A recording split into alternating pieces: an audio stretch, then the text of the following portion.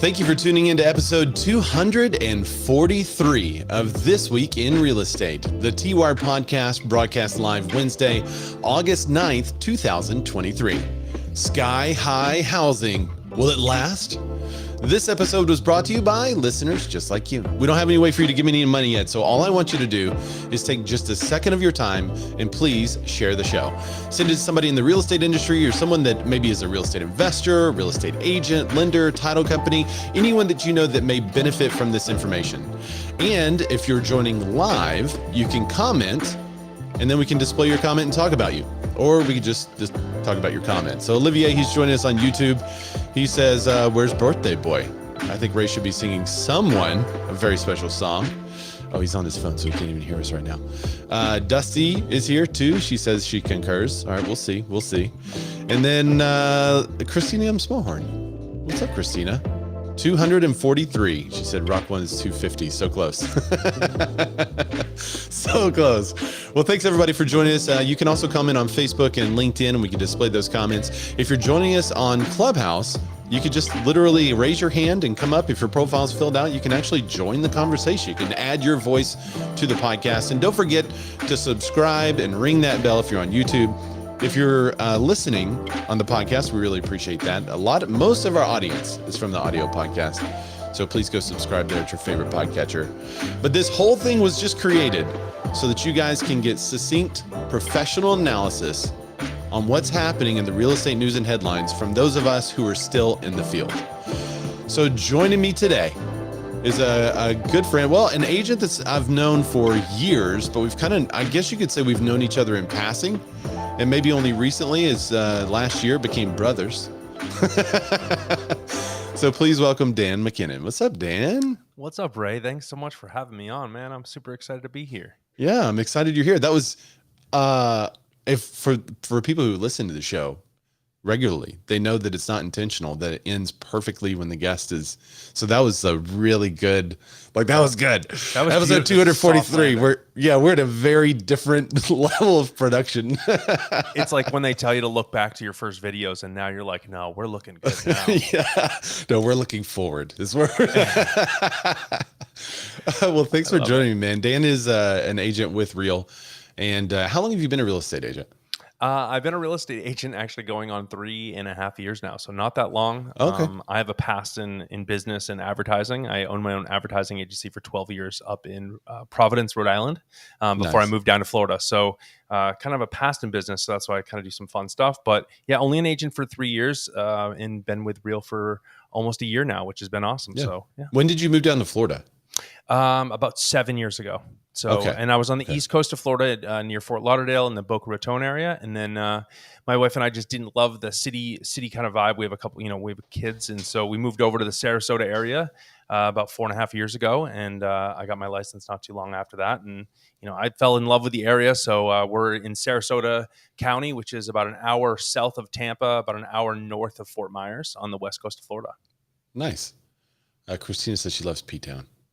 Oh, yeah. Providence is a lot of fun. That's where I went to school. I went to college up at Johnson & Wales University in their advertising program, and it was just such a fun time, but very hard state to run a business. So I guess so. Statistically, the last state you want to start a business in, and I started a couple. So I went through some fun failures in my 20s, and now we're thriving in our 30s. Yeah, there was a guy that told me he was writing a book about surviving. And I said, well, you need to write a secondary side of this that's like thriving. And he was like, well, sometimes I feel like it's thriving. Right? You just keep surviving, and you keep surviving long enough that finally you start to thrive. Because thriving is really just surviving every day. And that's all it is. So we're just living through survival. An expert survivalist is someone who thrives. Well, speaking of thriving, you want to take a whole bunch of money out of your home? Maybe not, because rates are like 7%. Out of control. But if you did want to take money out of your home, then you have the most money available that you ever have. So we have record high home prices, which if you are living in a home right now, the record high home prices means that the money available to you and equity in your home is at an all-time high for most people, unless you recently refied or something like that. So this article comes to us from CNBC. She said, here's how much cash you can make in your home. You may have in your home. Sorry. Let me just read. Here's how much cash you may have in your home thanks to a new record high prices. It's funny how they couch this story, because I think the story is actually the record high home prices. But what they're saying is like you have this cash available in your home, but who in their right mind is going to take the cash out? If you get a 2% interest rate, why are you going to take the cash out at 7%? Like most people are just going to say, I'm going to leave it there for a bit. Well, and the equity, it was really interesting seeing that 200,000, I think it was on average that most homes have. Who's going to take a 200,000 HELOC or home equity line or refinance or anything like that with the rates that they're being? So it's great that it's there, but it's the hardest time to ever utilize that cash, especially in that position that, you're talking over that 7%. It's going to remain untapped for the most part. Yeah. Total equity. Uh-oh, hang on. It's so annoying. I have it on focus, but I have to reset it and put it back on focus at times. I don't know why. All right, sorry about that. But the article says total equity hit 16 trillion with tappable equity, which is the amount most lenders will allow you to take out while still leaving 20% equity in your home. It rose to 10.5 trillion. So it's just 4% off of its 2002 peak per homeowner. That's $200,000 in cash sitting in their house. That's just not. And I mean, granted, if this was a couple of years ago at 3%, everyone would, in their right minds, would be getting pools, getting boats, all these things on a HELOC. But obviously, it's kind of good because credit card debt did just go over $1 trillion. So you said everybody be getting pools and boats. That's true. That's what happened last time the prices were super high. Yeah, people get crazy with the equity of their home, and they're saying, "Hey, that's our lifeline." I'm glad that it's not, especially because the economy we're in, but that's kind of generally what people have. I mean, at least all my dumb friends are. Well, whenever someone looks at the home prices and the amount of equity in the home, like this article, your first thought is, well, how do you have access to it? This money's wasted if it's just sitting there. But it's not really. It's really a nice hedge against any kind of foreclosure nightmare crash bro story that could be in the future. Because the gripe is, well, all these foreclosures are coming because there were 2 years of foreclosures that didn't happen because of moratorium. Mm-hmm. Well, we haven't seen a gigantic increase in foreclosures. As a matter of fact, it's way low compared to what it normally is, in part because of home values being so high. So if somebody's in trouble, they're just going to sell their house. They're not upside down. They could just sell their house, pay off the bank, avoid foreclosure, avoid the 7-year hit on their credit because of this huge chunk of equity that they're sitting in their home. Well, and I think that's what we were seeing 2-3 years ago. If you talk to most lenders, that's the time that they were doing so many refinances. So it's not like, these home prices have gone up so much, but revenue and homes aren't just getting more money. So when they had those, prices and they refinance, it's all good for those people. But now I think we're going to be going into the future where you're buying at 7%. That's where it's a scary market. But I think most of the people that's why we're not seeing it, is because they refied. Yeah. Michael Brooks says, no one in their, quote, right mind would buy a boat on a HELOC. My friend, I'm in Florida, so you have to understand that if you go Google Florida man, there's a lot of things people don't do in their right mind down here plus, in Florida, like boating is life in a lot of places in Florida. It's just not like many having people have 150 grand to buy a boat. So I hate to say it, Michael's probably right in people are out of their mind, but that's actually how a lot of people buy boats here.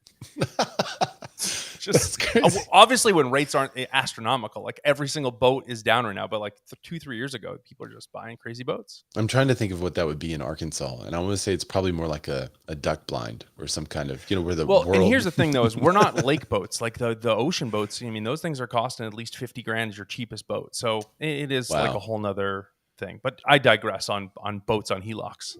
Yeah, you should come to the Bass Pro and see the lake boats there. Like the big 4 motors, and those lakes just seem so cool to like go out on because it's not rough. It's just, to some it is really nice. Like if you have one of those boats in the ocean, you're like, that's what I mean. You're just constantly going back and forth. Yeah, that's true. Speedboat here on the lake, or the glass lake, is really nice. All right. Speaking of smooth, Let's do a smooth transition to this next article. All right, housing market update. The typical U.S. home buyer's monthly payment. So the side effect of having a really robust home price, right, where you have all this equity left in your home, you potentially have cash available to you at 7% in case something bad happens, or you have an easy way out. There's no foreclosure for you. Michael Brooks says fair, by the way. So the other side of that is that if you do buy a house, your monthly payment is up 20% from just a year ago. So the typical U.S. home buyer monthly mortgage payment is $2,605 during the 4 weeks ending July 30th. That's up 19% from a year earlier and down $32 from early July's all-time high. Wow, up $32 from in a month. That's crazy. Housing payments remain historically high because mortgage rates are elevated. This week's average rate's clocking in at 6.9%. The median home sale price is still up 3.2% year over year. So again, increase in prices, okay, if you currently are in a home and you own a home, but as you buy, that's going to be where you get hosed. So this was interesting because they've gone up 20%, but you know that wages, I just looked in this because you would share this article, and the salary in America over the past year from the Bureau of Labor has only gone up 4.7%.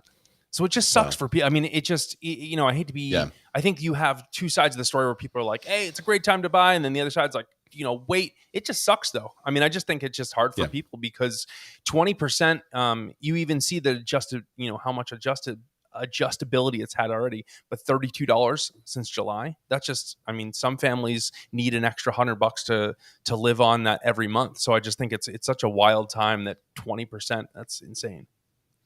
I think what you're going to have to see is people moving around the country to more affordable home prices. Like if you want to, well, even if you want to rent, because rents are also at an all-time high. So I think you're going to start to see, and we are seeing, I think it was last week or 2 weeks ago where we talked about the 10 and 20 city composite index decreasing in home prices, but everywhere else in the country, home prices actually increased a little bit. So the overall was an overall increase of just less than 1% in home prices. So the reason why you're seeing that is because people are moving to other more affordable areas, which is going to have the impact of those more affordable areas start to go up in price, but they're still going to be way more affordable than like LA or New York. Well, and that's why we're seeing a lot of people go to Phoenix, go to Austin, go to, you know, and all that because it's cheaper, but it's making those prices skyrocket. Yeah. I can't personally afford to live in Beverly Hills yet. So I don't live in Beverly Hills. So if you're living in Beverly Hills and you're like, oh, it's affordability, well, move. If you can, if your job will allow it, or if you can find a job somewhere else, try it, because I think people would be pleasantly surprised by it. But well, and I think that we're seeing a lot of even new home builders here in Florida do multi-generational. So it's before it was, you know, we're seeing our parents can take care of themselves. Our parents' house is paid off. But now through the past 10 years from financial crisis to fast forward to now through COVID and everything, maybe some of those retirement funds are not there as much, and maybe they need to sell their home, and where are they going to go? And I hate to say this, but you know, whether you're in a 55 plus community, at least here in Florida, those prices keep going up and up and up. And I just think now a lot of kids are saying to themselves, when I say kids, someone my age in their 30s, for their parents is like, hey, I got to do something to fast track this because, you know, my parents are going to need a place. So in terms of affordability too, I think it's hitting the bigger generation that is going into retirement too, as well, is because when you talk about moving, I'm in a place where a ton of people come to retire. So it's been interesting because most people come and show up with their monthly affordability. Hey, this is what we can, you know, this is what we've been planning for 40 years. We've been saving our entire life for 40 years to retire in Florida. And now we can afford to live in like a shoebox. So, well, and you do have people moving to Florida that have a lot more money because you have the older generation, baby boomers, completely. Where we talked about Austin losing $80,000 on their average because they have so many young people going there that they don't have the money yet. So they're buying smaller homes. The median's dropping. The U.S. affordability, since you mentioned that, Fox Business says U.S. affordability is at an all-time low. It's more difficult than ever to afford a home. And this is the, I guess, the third part of that. And part of the payments going up part of the, hey, you have availability of your equity. If you don't currently own a home, it's a tough spot, exactly because of what you said about the incomes not going up in proportion to the payments. For starters, buying a house in the U.S. has become a luxury. It pointed to a Redfin report released Friday showing that the median home mortgage payment in the U.S. hit $2,605 a month. That is up 19% from a year ago and the most expensive ever. There are now a record 31 states where home buyers pay a median monthly house payment above $2,000 per month. And Hawaii is the first state in history with a house payment of $5,000. I almost threw up. When I saw that.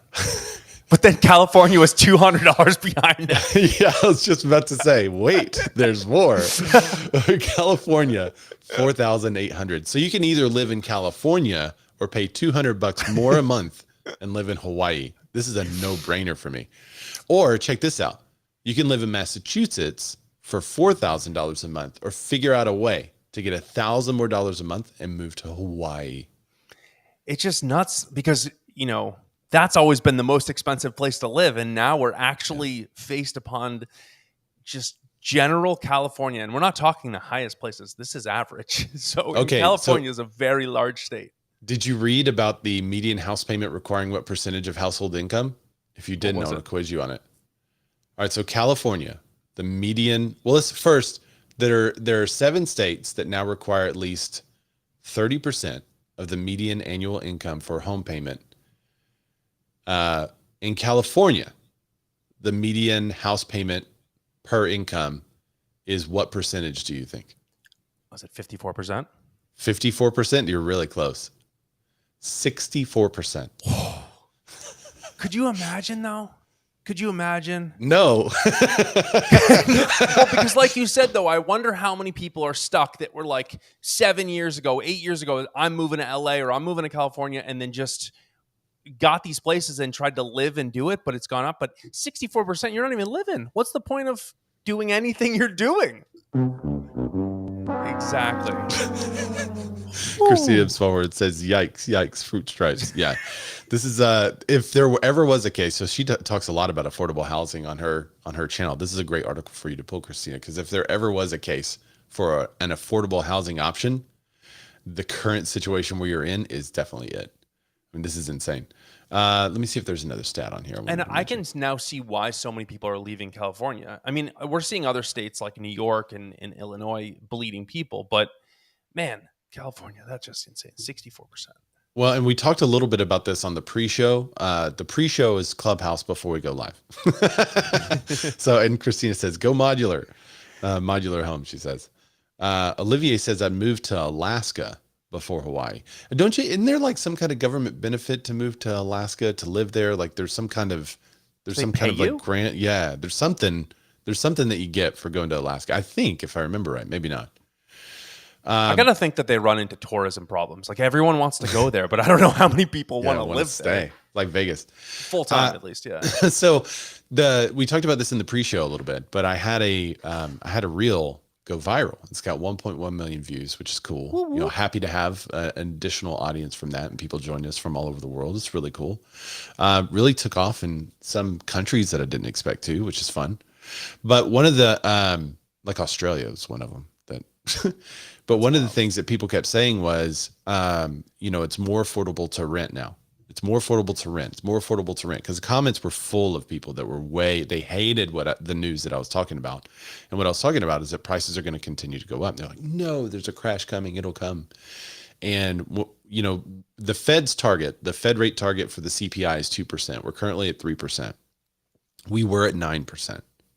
So it is making some progress. However, jobs are still better than expected. Inflation numbers are going to be released tomorrow, and people are worried that it's still going to show a pretty high inflation rate.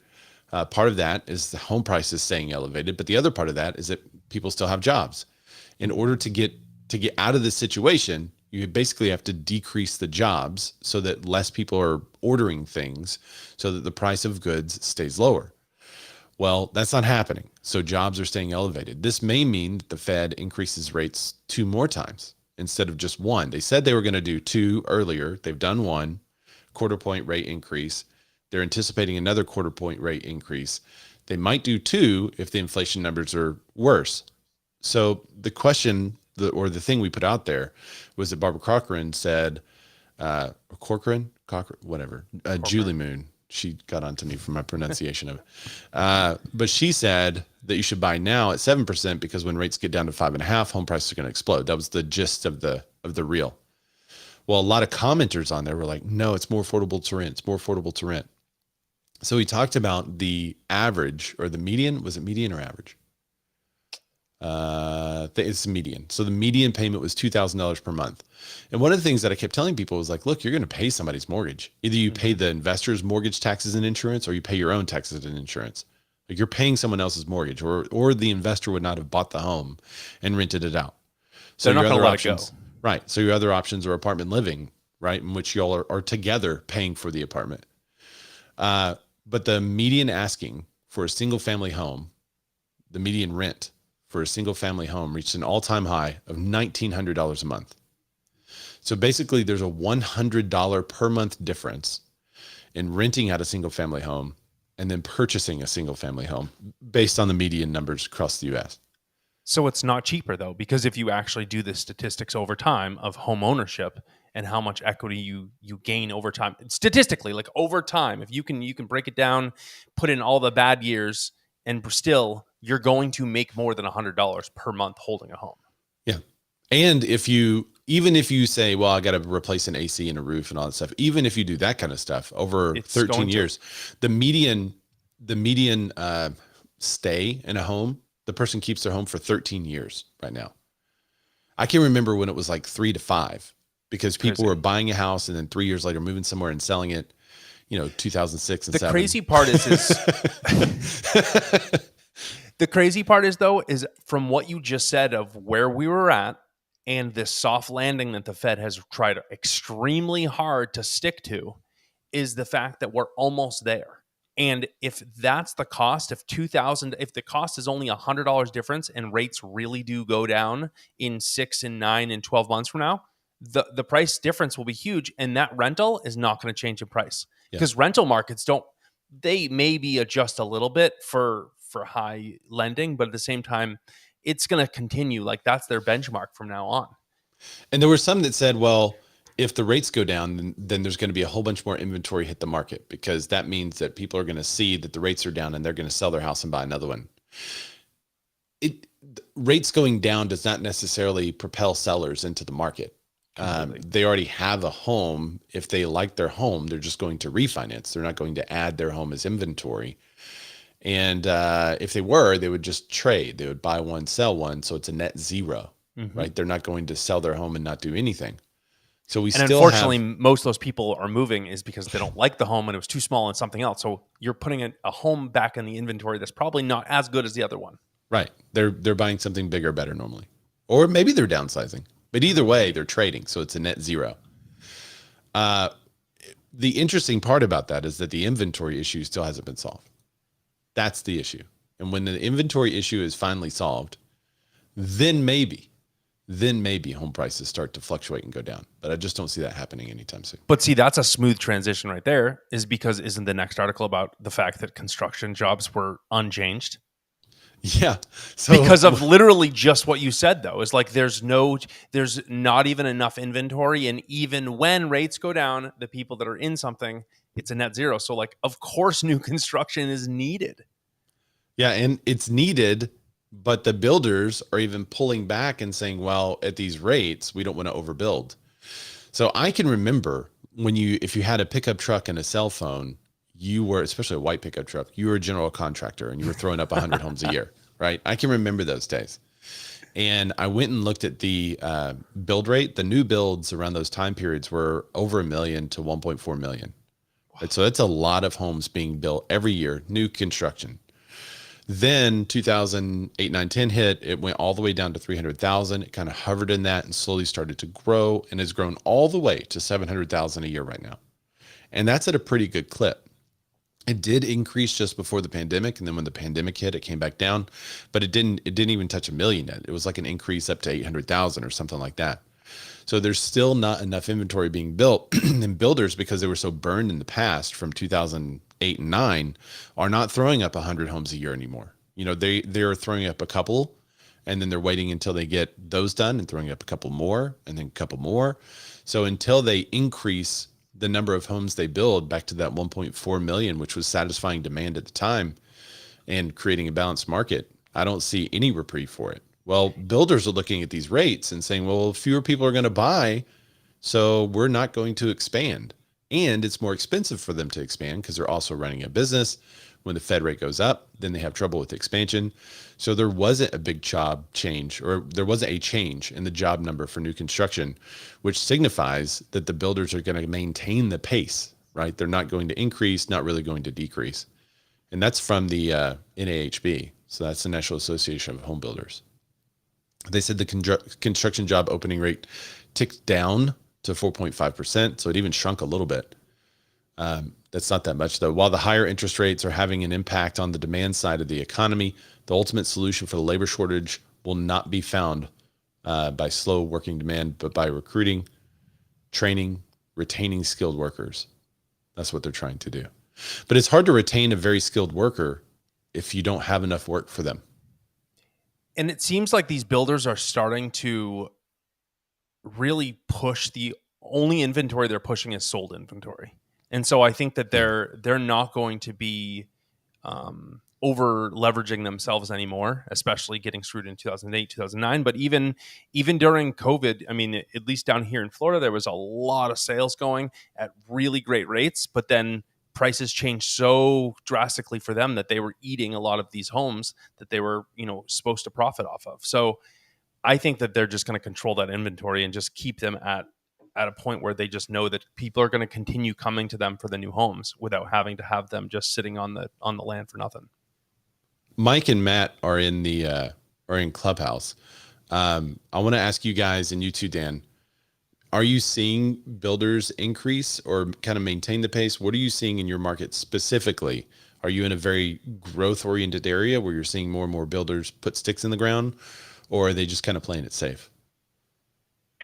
So in my area, you don't have a lot of the small home builders. You basically have just the big builders. And we have a couple development areas. One's called Ontario Ranch and one's called the Preserve. And they're just massive, communities that are being built. They're not really pushing things along, but they're not increasing the quantity just because it takes so long to get approval on things. Yeah. But they are moving at a pretty steady clip. I mean, I see them on the MLS, as closed sales, way more so than, let's say, a year or two ago. Okay. Matt, are you there? Sure. Yeah. I mean, wait, Matt.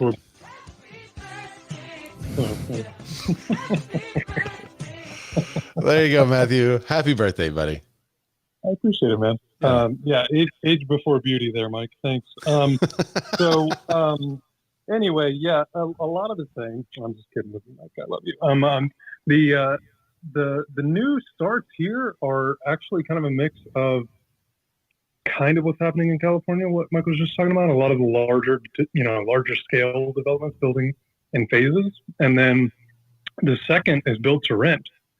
I have an investor looking for like 50 to 100 acres right now in way rural Georgia, North Georgia, to build, at like $280,000, a unit. Wow. And all of those are to rent because that's a better investment as their investors and board members see it at the moment.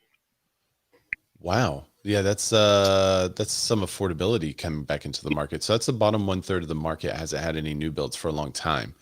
We have one company that's doing affordable homes under 300,000 that are building new construction. Go ahead, Mike. I was just going to say we have zero SFR build to rent out here. We have apartment complexes, but definitely no single family homes, just because the rent versus what they can get for the property, it's just not there. Yeah, that's interesting. Yeah, where we are in Florida, on the southwest Florida coast here, Fort Myers is definitely a different market. That's about an hour south, and they have some affordability. But here in Sarasota County, your average house is $480,000. So that's averaging in all the really, really bad ones. So any of the new construction stuff we're seeing now is 2-bedroom, 2-bath home without a pool is going to start around 550. So we have zero. Wait. Say that again. 2-bedroom. So 2-bedroom, 2-bath, probably without a around pool. 1,400 square feet. Yesterday I was calling the builder without a pool in a community. I think the HOA is $300 a month. And it's 550. So yeah, it's banana land. Bananas. All right, I have something for that too. Hang on. I'm gonna let me find this. This is a. See, that's literally it though, is when you know, and the crazy thing is online is these people pulling it up online. I think it says starting at 464 or something like that. And it's just changed so much. So affordability has become a massive piece to our area. We're in a big tourist area. So any of, you know, the people working in tourist areas in this service work it's impossible for them to find housing. I mean, we were going over some of these numbers of monthly stuff, but the new builders out here are definitely going more for, I don't know who said it there. They're just trying to get the most for that land. So they don't care about, affordability. Well, you had an issue. Someone was asking me to explain why builders aren't building. Well, they slowed down. I mean, they were burned in the past, so they slowed down their rate, right? And as they were picking up their rate, there was a pandemic. So by the time they're like, okay, we're kind of in a rhythm, we're good now, everything shut down, and they were throwing up homes in about 4 months. That moved to 12 months. Not only that, their supplies increased. Remember wood prices going up to like $1,600, $1,400 per board foot from $300. So it's a huge increase, 7 to 10 times, and all the materials cost. Then their labor was very hard to find. They had to pay labor extra if they did find them, but the labor market kind of went away because the rules and regulations that cities and states and municipalities passed to keep people, quote, safe from the pandemic. And you had developers that weren't working, so the availability of land that the builders could build on is lower. So land, labor, materials, and then the timeline, all of that stuff impacted, and the supply chain, all of that stuff impacted to create like this perfect storm. Because I've said it on the show before, in December of 2019, housing starts were up 13%. And our December show, we were like, yay, finally a little bit of reprieve because it's been such a seller's market lately. 3 months later, boom.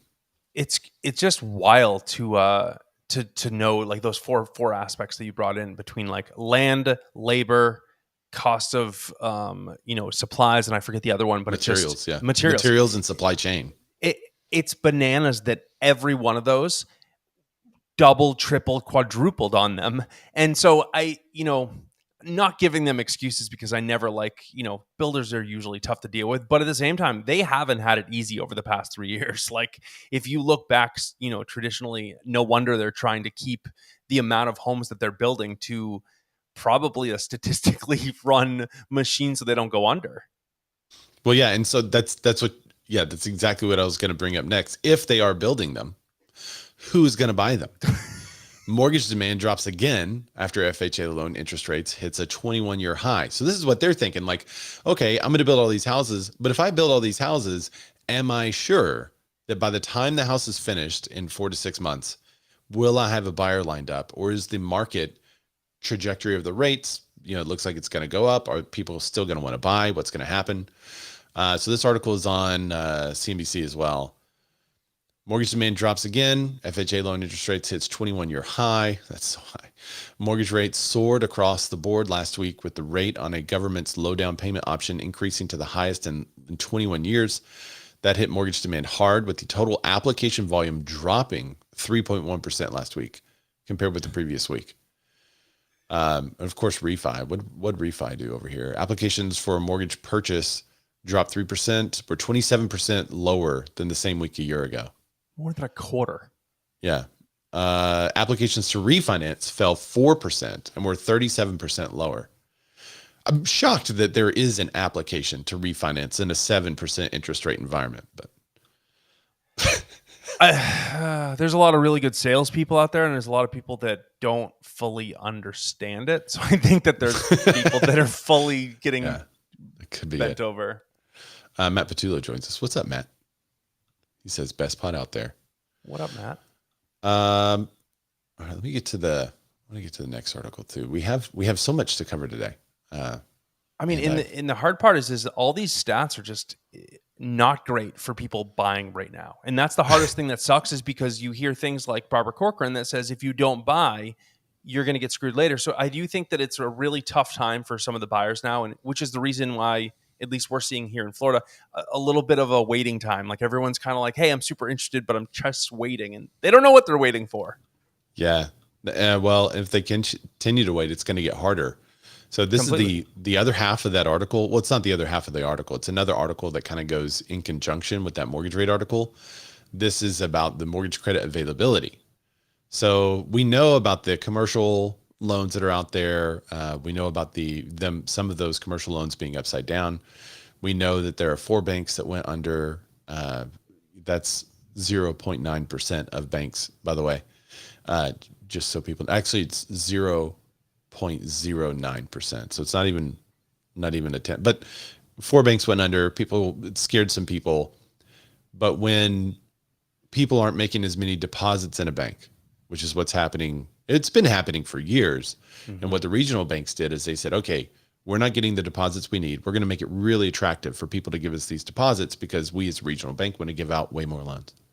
So they started giving like really good benefits if you make it above and beyond a toaster, right? So people were making deposits. Now the economy's tight. People have less disposable income. They have less money to even put in the bank. And with the banking thing being like, there are fewer people that want to put a whole bunch of money in a bank. So what that does is it tightens the availability of the money that they're able to give out and loan out. So not only are the rates increasing, but the availability of the money is decreasing drastically. And this is part of what the Fed Fund does, is they would rather give it to another bank in overnight trading than give it to a consumer and take the risk and also get less back. So the availability of the money is at, I don't know if it's at an all-time low, but it's way low. Mortgage applications to purchase a home, 26% lower. We already talked about that. Here's Joel Kahn. He's the Mortgage Bankers Association economist, and he said that the declining origination volumes have led to lower profitability for many lenders, resulting in narrower loan product offerings and to reduce potential costs. So they did have all these cool programs you could choose, and now those programs are starting to go out the window at many regional banks, which also decreases the attractiveness of getting a loan at that bank. Yeah, they're in tough times. Regional banks are in just tough times. Those 3 banks that kind of went under, that were such a small far cry from a large amount of banks, really put a shame to all these regional banks that had great programs for, a lot of different people. So yeah, I'm wondering if the first-time homebuyer programs that they have, I wonder if some of those have run out, that were operating on grants and stuff with the government, because that was a lot of people are using that. Here in Florida, we actually have a forget what the lenders call it. It's like a Hometown Heroes program for all the people that are like, a fire department, police department, a doctor, nurse, all these kind of things. Is that the good like neighbor that. next door? That used to be called that back in the day.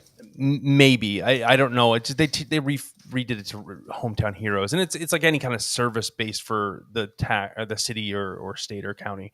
And I know that that's like 80% gone. So I think a lot of people are utilizing programs like that now. I mean, 2-3 years ago, you'd never see that. You'd never see anyone touching any programs like that. But now I think a lot of people are trying to find,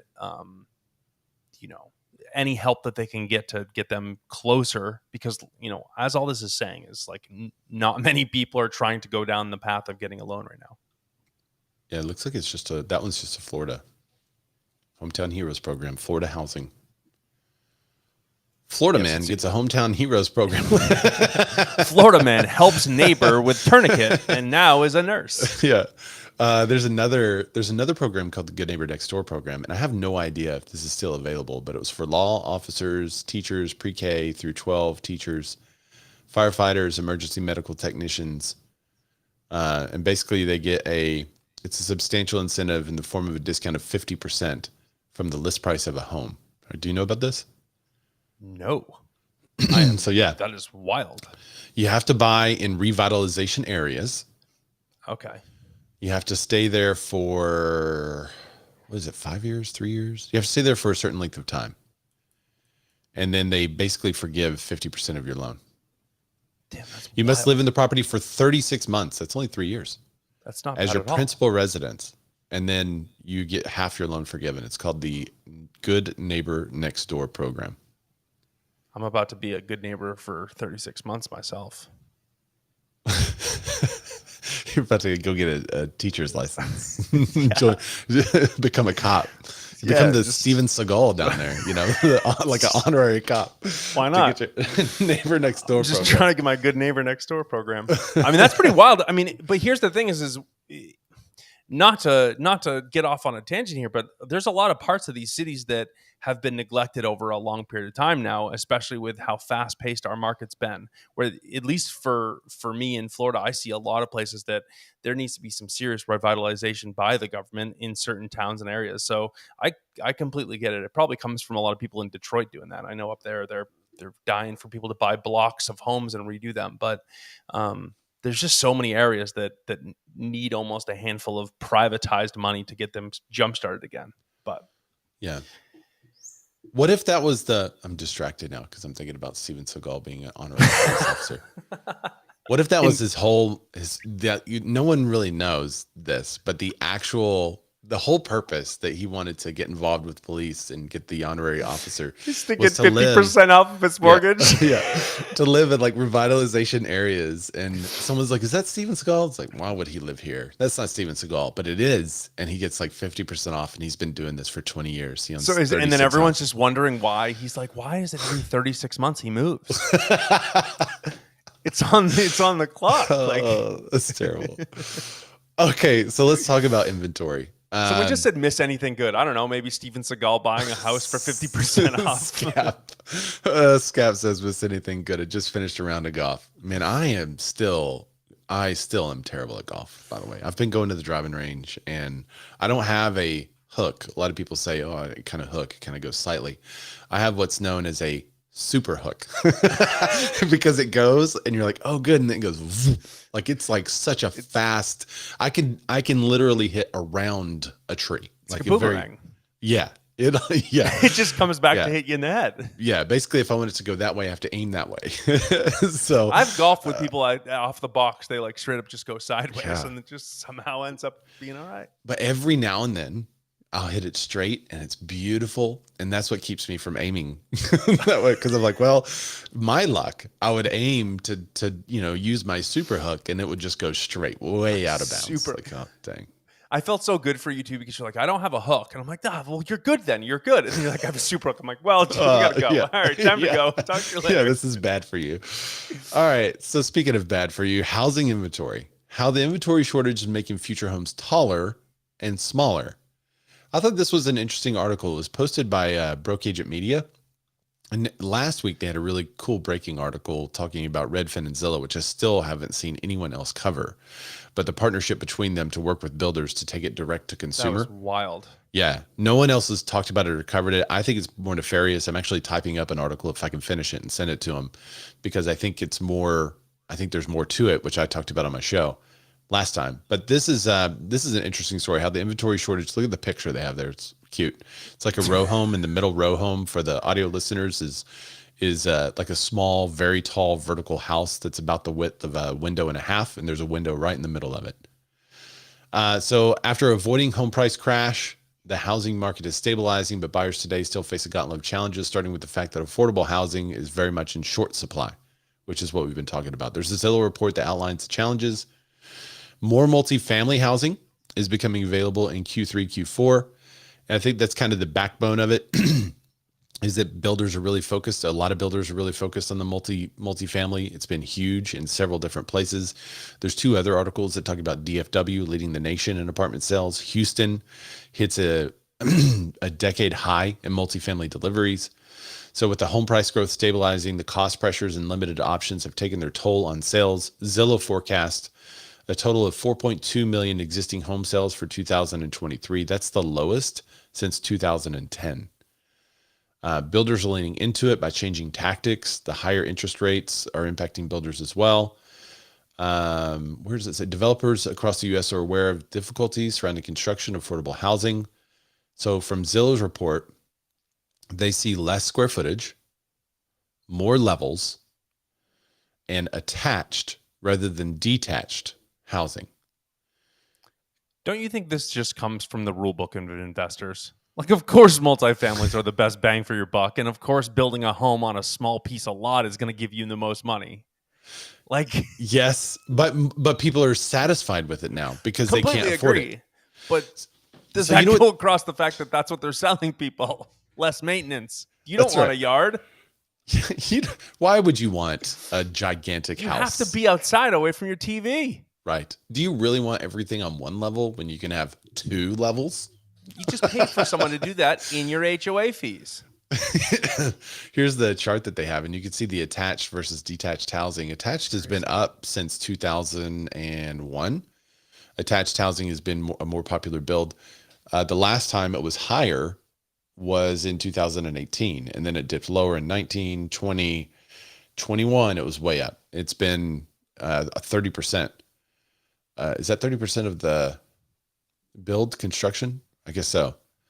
So that's an interesting stat. But I think it takes me back to when, and this is a rule that I have. So if I'm selling kids a house and the kids are like, hey, I want my parents to come see it.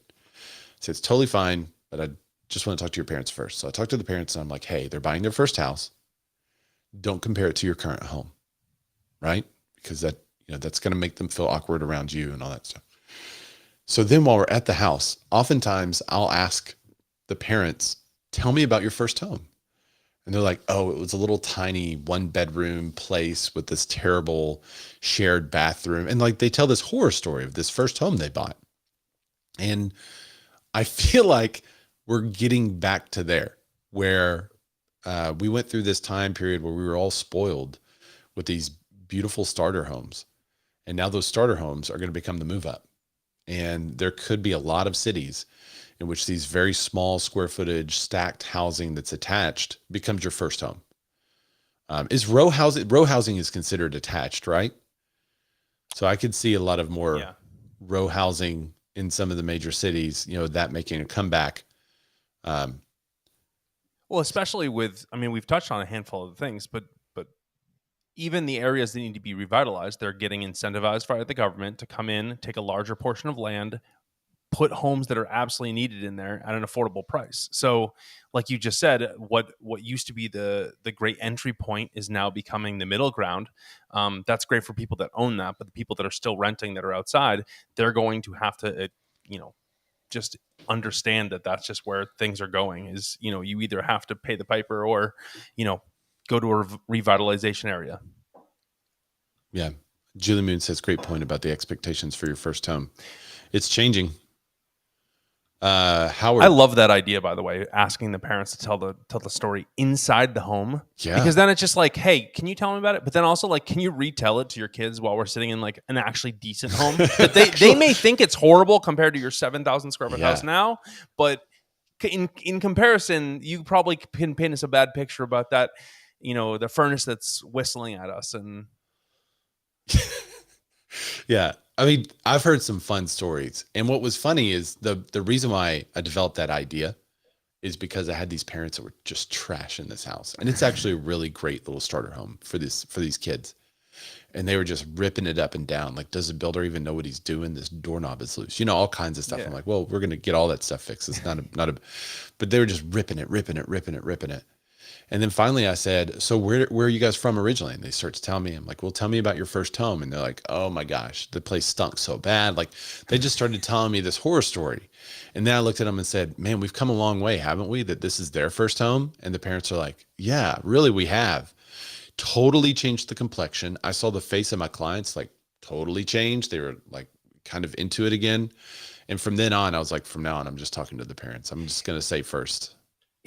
We say it all the time and it feels like a cliche, but it's wild how much emotion plays into our business. Yeah. Because it's like just a story, hearing like, and you can say, but you become so desensitized to your own, history or past or what we've gone through or anything like that. But like even my first house that I bought was an absolute crap hole. Like in like you said, now going back to that, if I were to judge a bunch of things now, I'd be like, yeah, what was this person doing? What was that person doing? But if you go back to that, you're like, oh, okay, you're right. We've come a long way. And I think that it's, the storytelling is just super important, but getting someone else to tell the story, that's even better. That was a good Yeah, it hasn't backfired yet. I mean, I'm waiting for the day where I'm like, tell me about your first home. They're like, well, it's a $1.5 million, it was way nicer than this. That's the day it backfires. And I'll be like, crap. But what they say, like a good attorney never asks a question they don't know the answer to. So you can kind of suss some of that out and figure it out. Yeah, and I'm sure that you can kind of figure that out. Yeah. Look at, I liked in this article. Wait, hang on. Matt Lamar said, I've always told the parents to stay home. And then he says, JK, don't send me to the board. Julie Moon says, buyers cannot compare houses of their friends who bought 2021. I don't care if you and your friends have the same job. That's a great point. Not only are we talking about their parents, but I mean, the market has changed so quickly that smaller homes are going to become all the rage. It's going to be different from people that bought 2 or 3 years ago. I love that Christina got a shout out in this Now BAM article. They said modular. They did say modular. Christina Smallhorn. There you go. The BAM article. It's on Broke Agent Media. You should find it for your show this Sunday. She does a live show every Sunday. Oh, that's awesome. Yeah. Christine Howerson's here too. She says it tends to backfire on me. Yeah. Julie Moon says, if a parent says their first house was amazing, tell them what they need to increase their down payment as a gift. Ooh, yeah, that's not a bad. That's a good one. Yeah. All right. So we've got a couple of the industry T side of this, which is literally what we call this section now. So we're going to go pretty rapid fire. You're familiar with MV Realty, right? Because aren't they in your market? Yeah. Yes. Not as much. They're up north a little bit more, but I'm intrigued. I'm always intrigued by white collar crime. So MV Realty was run by Amanda Zachman. She was like a reality TV star on something. I don't know what she was. She got into this thing called MV Realty. What they were doing is they would go and list a property for 40 years. And they were basically saying that we're going to give you $1,000, you don't have to list with us. If you ever sell your home, we will get 6% or whatever percentage they were charging. And we want you to list it with us. But if you don't list it with us, that's fine. You just pay us at the time of sale. This caused some issues. So a lot of people were basically being scammed, saying they didn't tell me this on the phone when I signed up for it. I didn't have a full understanding of what was happening, all this stuff. It's not, as far as business ideas go, it sounds great. Like, hey, we'll always be here to list your property whenever you want. But if you don't use us, you have to pay us. It's not bad, but the bad part is when consumers have no idea what they're signing. It seemed like there was a lot of hidden things in there. Yeah, that's whenever you shade what you're doing or do something that is unethical, this is where you have problems. So they're back in the news because now North Carolina is throwing their hat in the ring, I guess, adding their name to the list of states that is suing MV Realty. It just started with Florida, and then now it's 3 or 4 different states now. Yeah, Florida. And they operate in 33 different states. And I don't understand how they even got this far with this, though, because a 40-year listing agreement, and if you don't sell it, I don't know. I don't even know how that even works because listing agreements can probably get torn up by lawyers half the time. That's a good point, too. All right, Redfin exec, clear cooperation is failing to stop pocket listings. What? Really? Yeah, really? That's incredible. I thought they were saying that if you have a pocket listing, you have to get it into the MLS and you can't market it to anyone except everyone in your brokerage or anyone that you personally deal with, which would mean it is in your pocket still. We've had some animosity towards the clear cooperation because it actually doesn't do what it's supposed to do. It actually inflates the problem because now you're basically saying that if you have a pocket listing, you can't market it publicly.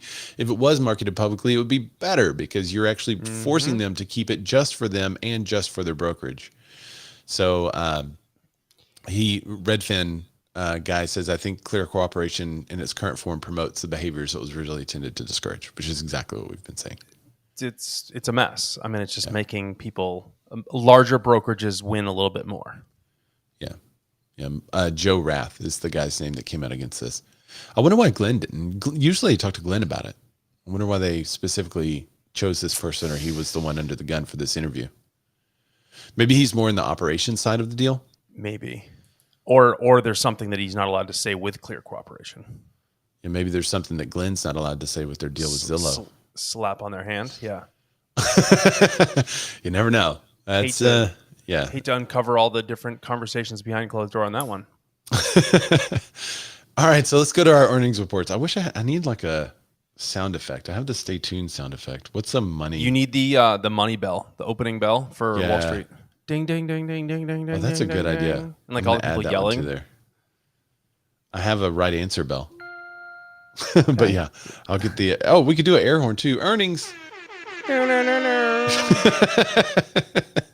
Okay, so the earnings reports are starting to come out for Q2 of 2023. We're going to start with Opendoor. We've been talking about how cash register, she said, Christine. That's a good idea. Opendoor rebounds with a profitable Q2 despite a steep revenue decline. So last quarter or 2 quarters ago, everyone was firing people. And, Compass laid off a whole bunch of people. All these people were firing people because they were running too fat and they had to lean up. And they were hoping that by going lean, they could save money. I think Opendoor, they let some people go. They definitely changed some things in their operation to be far more lean. Well, it looks like that has actually paid off for them. It says, thanks to a softer real estate market, iBuying giant Opendoor saw revenue numbers of homes sold plummet in the second quarter of this year. But in an unexpected twist, the company also managed to turn a profit.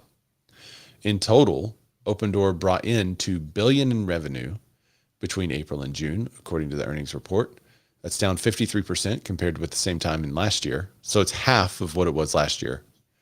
The company sold 5,383 homes, which is a 35% down compared to the second quarter of last year. But despite the harsher landscape, Opendoor also managed to turn a profit of $23 million in the second quarter. That's a reversal from a loss of $54 million in the second quarter of 2022. So they're starting to be profitable. Their stock is up on the news in the last 5 days. Oh, it's not working. They just did a screenshot of it, but the stock is up on the news. So they're finally making a little bit of money. Is this going to be sustainable for them or no? I think so. I mean, I think that most of these giant companies they were running fat, like you said, and they're normal growth patterns, and then they have to take it and cut it insane. I mean, I think that they cut 20% or something, like 400 or 500 jobs in the beginning of the year. So, and they were obviously offshoeing a ton of these homes that they had owned. So I would hope that they would show profit in the quarter. I mean, we will see how that ends the year, because I think that that's a battle cry. Like right now, they're obviously saying, hey, this is awesome news for us. But I think overall, it's going to be tough for them to stay positive over the time without all those people there, because that was a big brand that was carried by a lot of people. And now, I don't know. Another big brand, Compass. So they had less losses. So Compass shrunk its net loss 53% year over year from 101 million in Q2 to 48 million. So they only lost 48 million. Company also reached a free cash flow positivity of 51 million and operating cash flow of 53 million, something the co-founder Robert Redfin said is a clear sign that the company is on its way to reaching profitability sooner rather than later.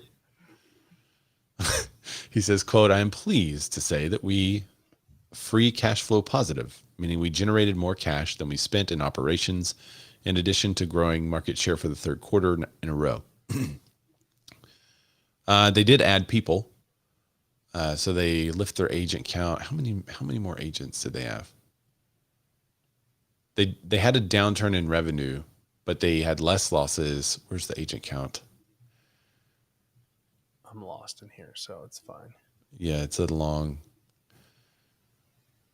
I don't see.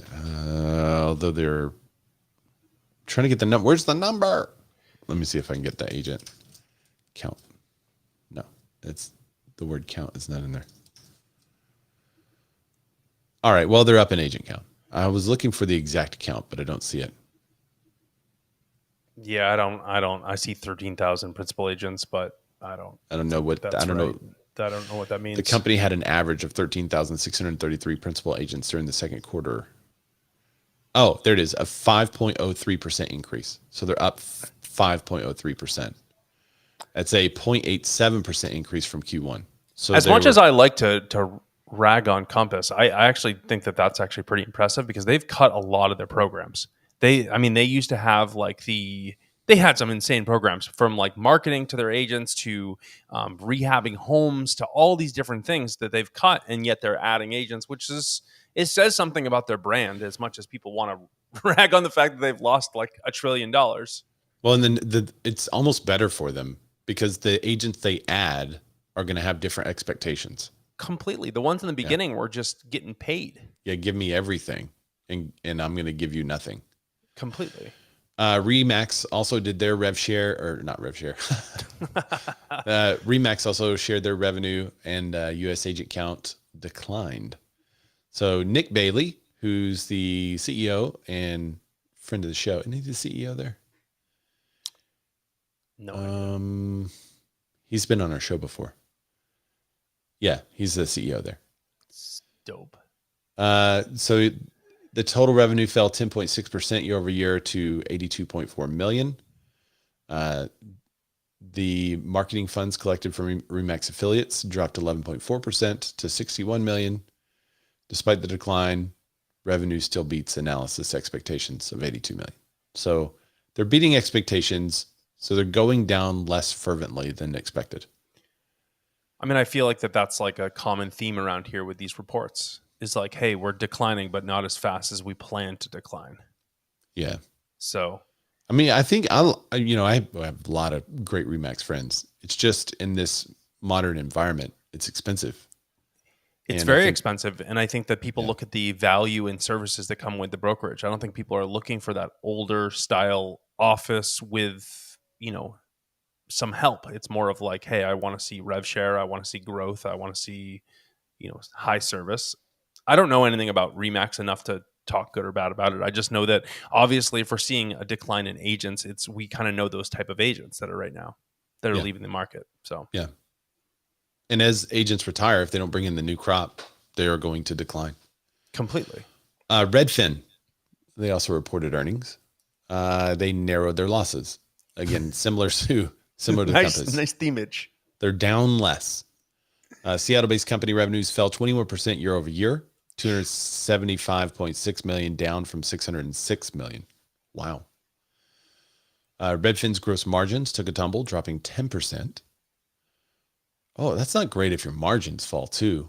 Jeez Louise. Yeah, that's just bad. That's a bad sign. You can't control those in the future.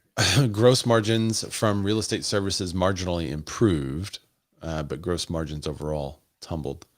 Much like Q1 2022, the company's cost savings measures are focused on increasing digital margin revenue.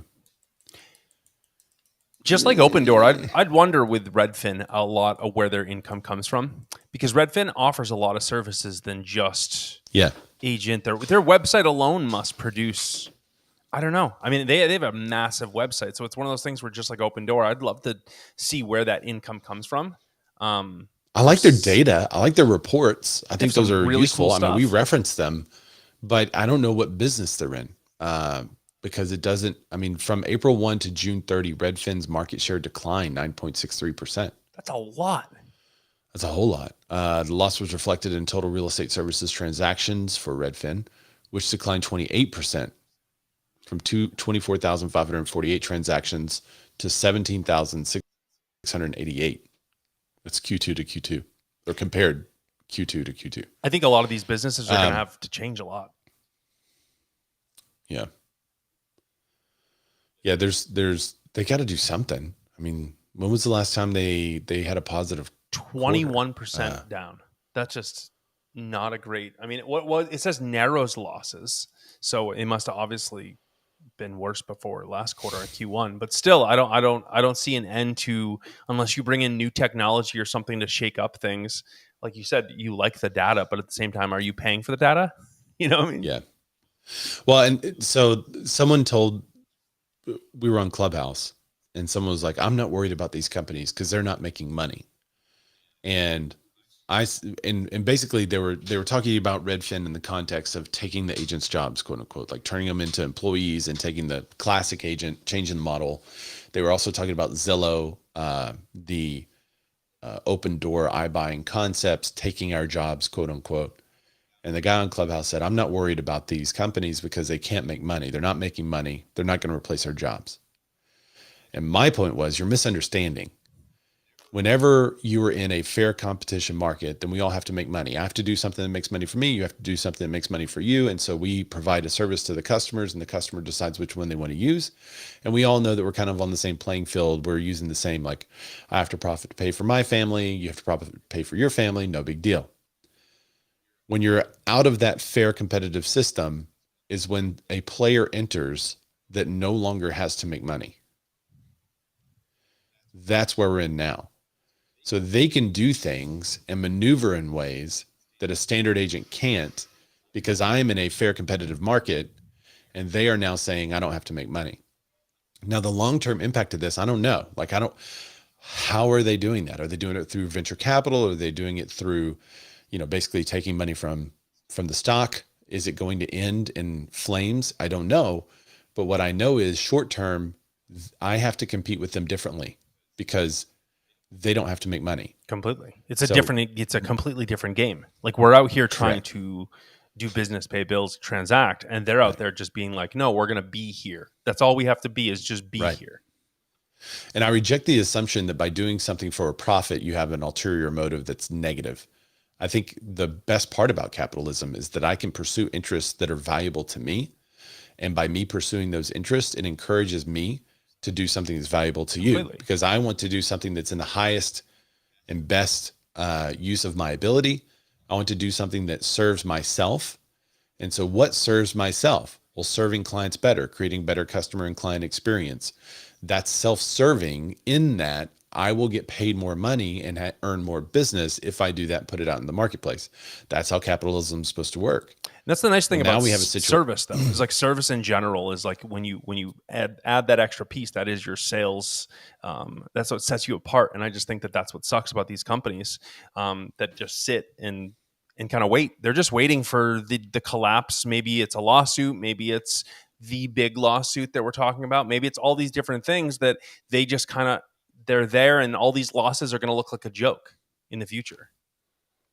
Yeah. It's a big, like, we're in a big industry, like a very large dollar industry. So even hearing some of the numbers of like how much they're losing, I wonder if on the backside, they're just like, it's inconsequential. It doesn't matter. Our losses do not matter because at some point we will own a third of the emails of people that want to transact. And there's a new law that will go against that.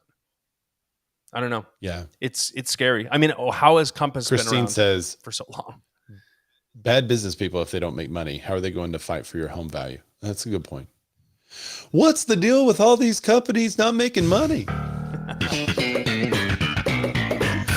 That's terrible. That's terrible. That's terrible. That's funny. Well, Dan, it was good. That's it, man. Awesome. Thanks for joining the show. Let me play this. There we go. Thanks for coming. Thanks so much for having me on, man. Yeah. These were serious talks. See, I mean, it was a lot. There was a lot to cover today, so I'm glad everybody hung out with this. Thank you guys to the comments, the people interacting with this, the Clubhouse folks joining. I really appreciate you guys. Dan, before we leave, yes, will you tell everybody where they can find you? Yeah, find me on Instagram. It's Dan the Realtor, Dan_the_Realtor. You can find me on Facebook too, but I'm mostly on Instagram. Find me in person in Sarasota. If you're here, come hit me up. You can find my phone number right in my Instagram account. Are you going to the Tom Ferry thing in a couple of weeks? I will be there, my friend. Hey, me too. Yeah, it'll be good. It'll be really good. So yeah, we'll have a show next week, and then I think the next week is Tom Ferry. Mm-hmm. So if you are going to Tom Ferry, hit Dan and I up. Yes. Let us know that you're going. We'd love to connect with you. You can find me at Ray Zorback. That's RayZorback. Find me on Instagram, and also I will share some stuff from the T-Wire pod. So if you like this podcast and you're like, hey, I can't catch the whole show, but I want to know what shorts are most important, just do at T-Wire pod on Instagram, and you'll find that. You'll also see that video with 1.1 million views. Help me with the comments. Like, jump in the comments, talk to people, give them the information because they're asking for it. They need it. But thanks everybody for joining us, and I'll see you guys next week.